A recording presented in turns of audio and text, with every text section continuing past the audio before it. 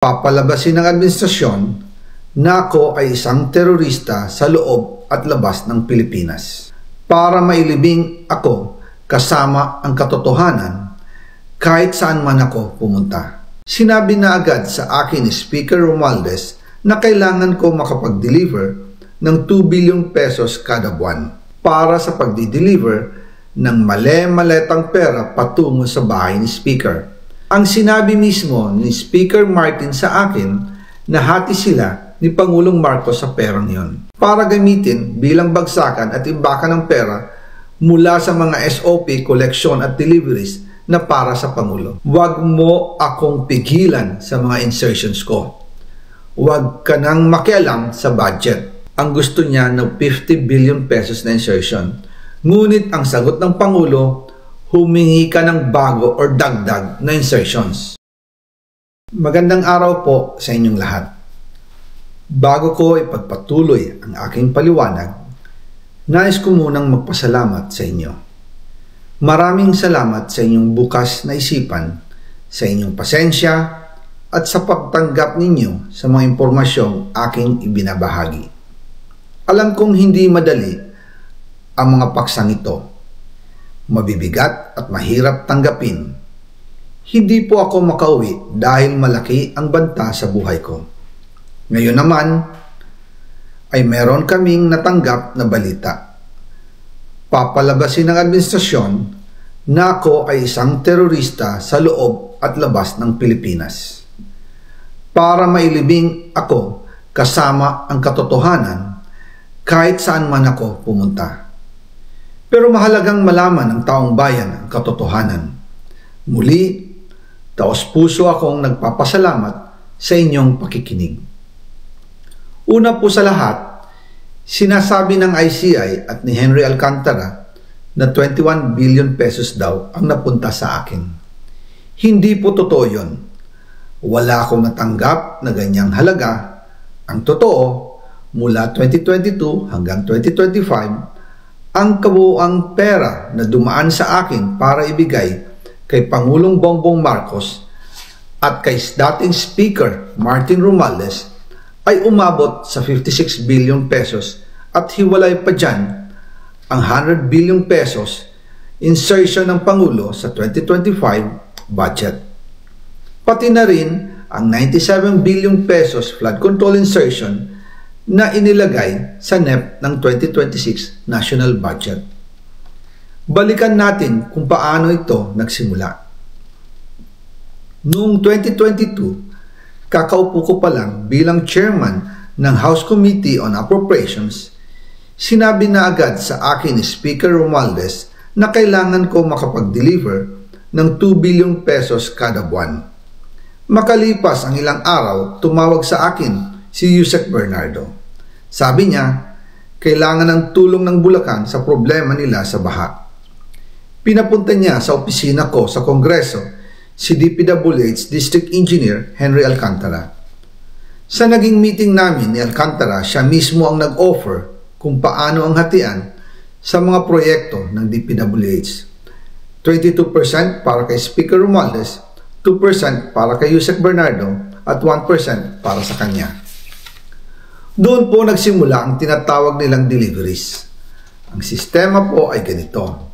Ang mga tao ni Henry Alcantara ay nakikipag-ugnayan sa mga tao ko na sina Paul Estrada at Mark Tiksay. Sila ang tumatanggap na pera mula sa mga tao ni Alcantara. Minsan sa bahay ko sa Valle Verde, minsan naman sa BGC parking. Pagkatapos nilang makuha ang pera, sila Mark at Paul naman ang nag-aayos o nakikipag-coordinate sa tauhan ni Speaker Martin Romualdez na si Jocelyn Sereno para sa pagdi-deliver ng male-maletang pera patungo sa bahay ni Speaker. Una, sa North Forbes Park sa McKinley Drive at nang lumipat siya sa number 14 Nara Street, South Forbes Park. Gusto ko pong linawin, hindi ako nakikialam sa mismong proseso ng paghatid. Dumaan lang po sa akin ang pera na agad dinideliver kay Speaker Romualdez. Ako lang po ang nagko-confirm sa text kay Speaker kapag nadala na ang pera sa bahay niya.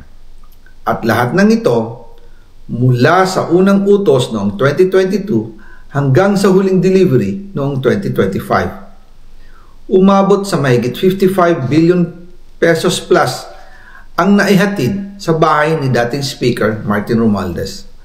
Madalas hindi nabubuo ang hinihinging 2 billion pesos bawat buwan ni Speaker, kaya iyan ang final total. Ang sinabi mismo ni Speaker Martin sa akin na hati sila ni Pangulong Marcos sa perang yon. Ang listahan ng mga deliveries na ito, kung kailan, magkano at saan dinala, ilalabas ko po kasabay ng video na ito.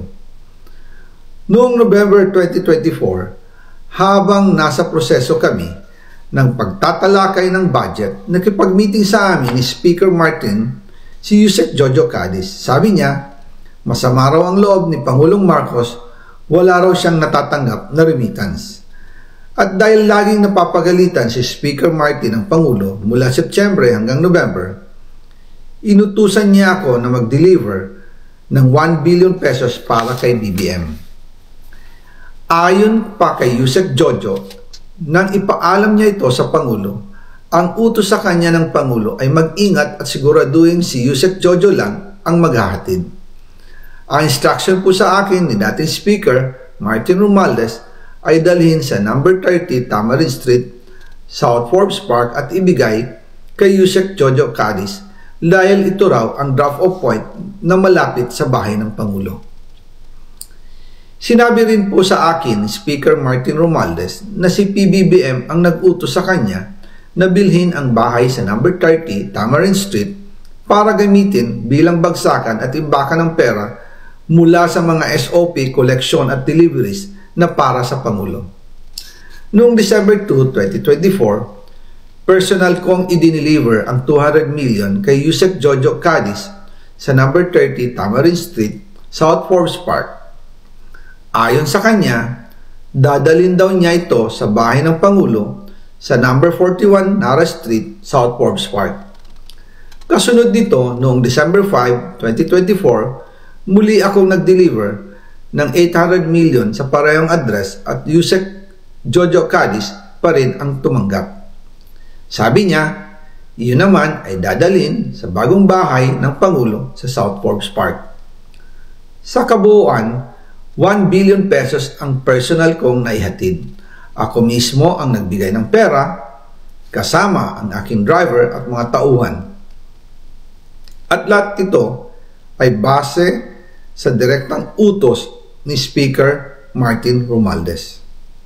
At dyan po nabuo ang kabuuang halagang 56 billion na ipinadala mula 2022 hanggang 2025. Pero kahit na na-deliver na ang 1 billion pesos para kay Pangulong Marcos at kahit na naisama na rin sa 2025 budget ang 100 billion pesos insertion sa pamamagitan ng BICAM Committee, ayon mismo sa utos ng Pangulo, nagagalit pa rin daw si BBM.